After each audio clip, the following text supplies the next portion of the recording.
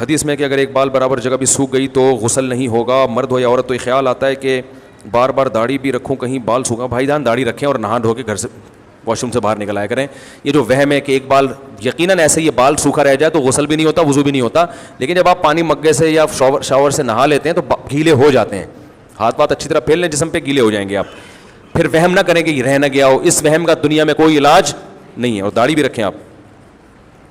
یہ بتائیں معلومات کے لیے حضرت صلی اللہ علیہ وسلم پر پہلی باری نازل ہونے والی سورہ الق تھی. آخری صورت کا نام بتائیں. آخری صورت کا، پوری صورت نازل نہیں ہوئی تھی، آخر کی چند آیتیں نازل ہوئی تھیں، پوری صورت نازل نہیں ہوئی تھی. بعض نے کہا یوم اکملت لکم دینکم، لیکن صحیح بات یہ کہ اس کے بعد بھی نازل ہوئی جو مجھے بھی ذہن میں نہیں ہے. انسان اس خوف سے اپنی زوجہ کے قریب نہ جائے کہ غسل کرنا پڑے گا، اور اگر کہیں غسل میں ایک بال برابر جگہ بھی سوکھ گئی تو کیا ہوگا؟ پاگل ہے. سمجھ رہے ہو یہ کون ہے؟ پاگل ہے. تھوڑے دنوں میں ان کی بیگم خود ہی کیس کر دے گی. بھائی جان غسل تو غسل ہے یار، جاؤ نہاؤ، کیوں خوش رہ جاؤ گے؟ جب سارے جسم پہ پانی ڈال دیا، شاور کے نیچے بیٹھ گئے تو بھیگ جاؤ گے نا پورے. پھر یہ کہنا کہ ہو سکتا ہے بال برابر جگہ خوش رہ جائے.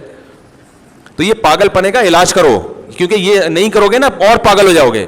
میں وہمیوں کی کبھی حوصلہ افزائی نہیں کرتا. ان کی جتنے آپ ان کو سمجھائیں گے نا، یہ اور وہم ان کا بڑھتا ہے. السلام علیکم مفتی صاحب، درس قرآن کے بعد دعا کروا دیا کریں. بھائی سب لوگ بیان کے بعد دعا کرواتے ہیں، میں اس لیے نہیں کرواتا تاکہ اس دعا کو لوگ لازم نہ سمجھیں. تو اس لیے پوری دنیا میں ایک آدمی ایسا رہنے دو جو بیان کے بعد دعا نہ کروائے، تاکہ لوگوں کو پتہ چلے کہ یہ دعا ضروری نہیں ہے. اور ویسے مجلس کے اختتام کی دعا پڑھ لیتا ہوں، وہ بھی کافی ہے. کیا بے نمازی کا حلال کمانا حلال میں شامل؟ جی ہاں شامل. حلال جو کما رہا ہے تو بے نمازی بھی ہوگا تو حلال ہی کہلائے گا. اتوار والے دن عشاء کی نماز میں خاندانی طریقے سے تلاوت کر دیا کریں تاکہ نماز میں اچھی طرح دل لگے. میری خاندانی تلاوت یوٹیوب پہ موجود ہے.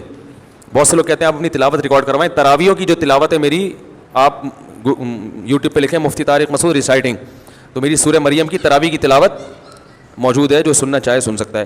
زمانہ ڈھل رہا ہے مغربی تہذیب میں، لیکن تیرا ہر رنگ میں ڈھلنا الہی